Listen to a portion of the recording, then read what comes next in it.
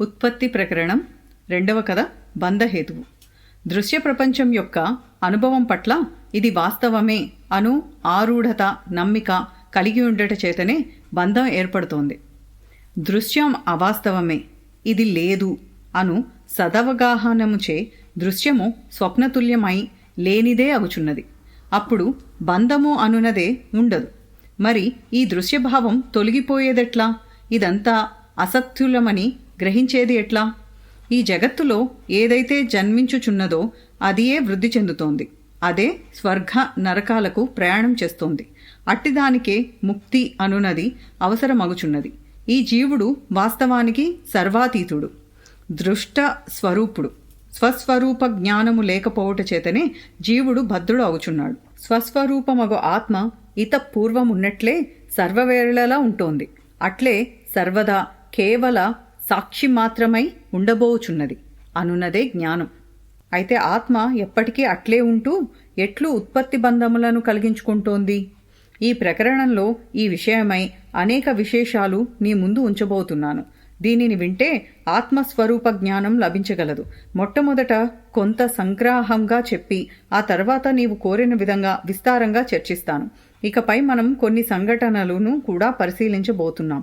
స్వప్నము సుషుప్తిలో లీనమగుచున్నది కదా.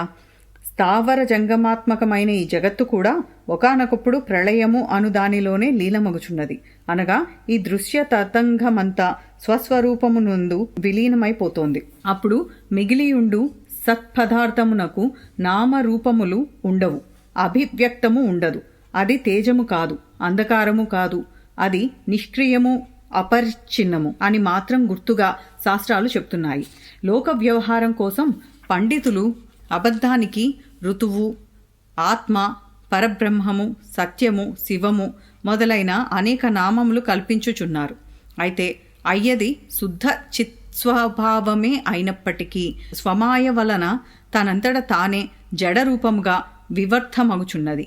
జీవభావము ఆశ్రయించిన దాని వలె కనపడుచున్నది. ఈ చైతన్యమైన వస్తువే సంకల్ప వికల్ప రూపమగు మనస్సుగా మారుచున్నది. క్రమంగా అది ప్రాణము యొక్క పంచభూతముల యొక్క ఆకృతిని గైకొనుచున్నది. తన పరమార్థ రూపమును మరుషుట వలన ఆ చైతన్యం నుండే ఈ సంకల్ప వికల్పాలతో కూడుకొనిన మనోధర్మములన్నీ ప్రకటితమవుతున్నాయి. నిశ్చల సముద్రంలో తరంగములు లేస్తున్నాయి కదా, ఇది కూడా అట్టిదే.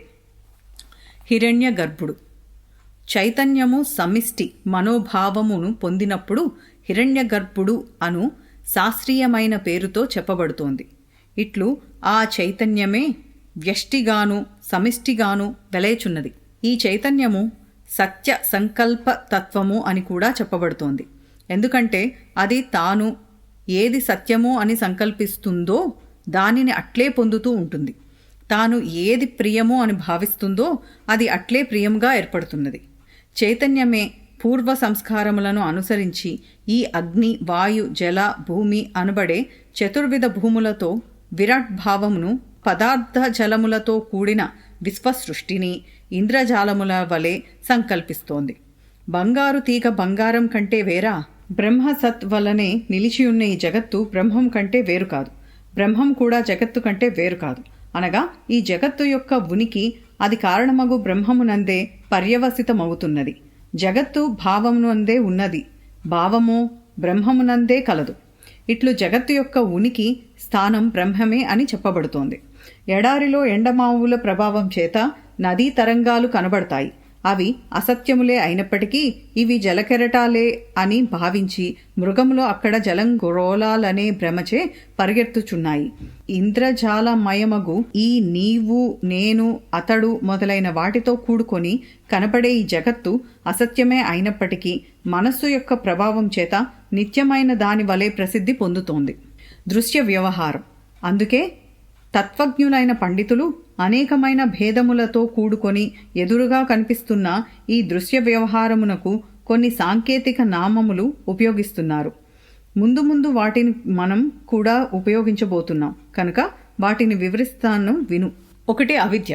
ఆయా భావనలు, పదార్థానుభవములు ఆవేశపూరితమైన అభిప్రాయాల రూపంలో ఇప్పుడు వాస్తవంలాగానే ఉంటాయి, కానీ విద్య లేక జ్ఞానము ప్రాప్తించినప్పుడు తొలగిపోతాయి. అట్టి వ్యవహారమును అవిద్య అని పిలుస్తున్నాను. 2. సంస్కృతి. ఏ భావనలు లేక దృశ్యమునకు సంబంధించిన అనుభవములు ఈ జీవుని స్వర్గ, నరక, పాతాళాది అనేక లోకాలలో తిప్పుటకు కారణమవుతున్నాయో వాటిని సంస్కృతి అని చెప్పుచున్నాను. అంటే సుఖ దుఃఖ జడత్వాదులు అని. 3. బంధము. ఈ దృశ్య భావన లేక తదాత్మకము ఆత్మ యొక్క స్వభావ సిద్ధమై ఉన్న నిత్య స్వాతంత్రమును అప్రకటితం చేస్తున్నది. అదియే బంధము. 4. మాయ. యామ అని కూడా దీన్నంటారు. ఏదైతే సొంతంగా ఏ క్షణమందు కూడా ఉండి ఉండలేదో కానీ అజ్ఞాన దృష్టికి మాత్రం వాస్తవము వలె తోచుచున్నదో ఆ దాన్ని మాయా అని అంటాం. మోహము. ఏదైతే భ్రమను కలుగ చేయడానికి హేతువు అవుచున్నదో అట్టి దానిని మోహము అని చెప్పుచున్నారు. లేనిది ఉన్నట్లుగా, ఉన్నది లేనట్లుగా, గారడీలోలగా తోచుట ఈ మోహం యొక్క వికార ప్రభావమే.